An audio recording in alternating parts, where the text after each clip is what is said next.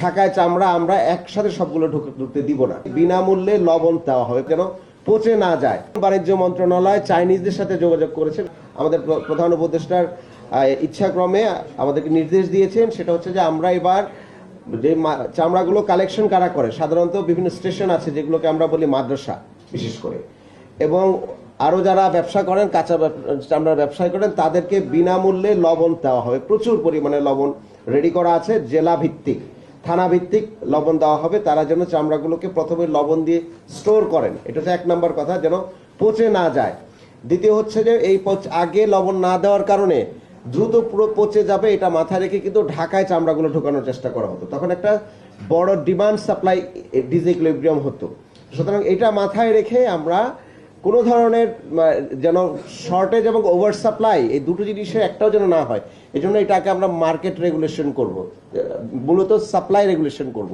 আমরা প্রথম 7 দিন থেকে 15 দিন ঢাকাতে গ্র্যাজুয়ালি চামড়াগুলো ঢুকাইতে নির্দেশ দিব। এই জন্য চামড়াগুলো আমরা মাদ্রাসা এবং অন্যান্য যে স্টেশনে জেলা পর্যায় সহ আছে তাদেরকে প্রিজার্ভেশনের জন্য আমরা সাপোর্ট দিচ্ছি, এবং ঢাকায় চামড়া আমরা একসাথে সবগুলো ঢুকতে দিব না।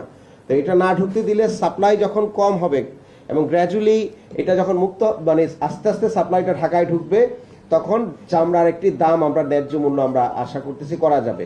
অতীতে 50 টাকা, 60 টাকা, 100 টাকা, 200 টাকা কিন্তু গত 2-3 বছরে চামড়ার বিক্রি করেছেন আপনারা জানেন, এবং তার আগে এক সময় 2000 টাকাও চামড়া বিক্রি হয়েছে। এবার আমরা আশা করছি 1200 টাকা যদি আমরা চামড়ার দাম মিনিমাম, স্থানীয় লোকজন যিনি চামড়া একদম গরুর মালিক যিনি যে কোরবানি যিনি দিয়েছেন, তিনি যদি 1200 টাকাও পান, আমরা মনে করি তার প্রতি এক ধরনের ন্যায্যতা তৈরি হবে। এবং সেটা করার জন্য যত ধরনের প্রস্তুতি আছে সেগুলো আমরা নিয়েছি। এখন বাণিজ্য মন্ত্রণালয় চাইনিজদের সাথে যোগাযোগ করেছেন, সরাসরি তারা এখানে এসে যদি চামড়াগুলো এক্সপোর্ট করতে চান, ইম্পোর্ট করতে এখান থেকে যদি নিয়ে যেতে চান, সেই প্রচেষ্টাও অব্যাহত রয়েছে। তাছাড়াও গত বছরে এবং তার আগের বছরে চামড়া রফতানির কোনো অনুমোদনের ক্ষেত্রে এক ধরনের গড়িবসি করা হয়েছিল, শেষ সময় দেওয়া হয়েছিল আপনারা জানেন।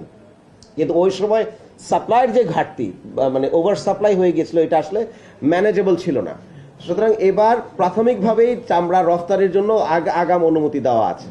তো সুতরাং আগাম অনুমতি দেওয়ার কারণে যারা যারা চামড়া নিতে বাইরে নিয়েই এটা প্রসেস করে বিক্রি করতে চাবেন, তার কোনো ব্যারিয়ার থাকবে না। তো সুতরাং এই যে সাপ্লাই ডিমান্ডের যে রেগুলেশনের জায়গা থেকে একটা ইঞ্জিনিয়ারিং আমরা করছি, এবং একটা মার্কেট ইকুইলিব্রিয়াম তৈরি করার জন্য আমরা সহায়কভাবে এই পলিসিটি হাতে নিয়েছি।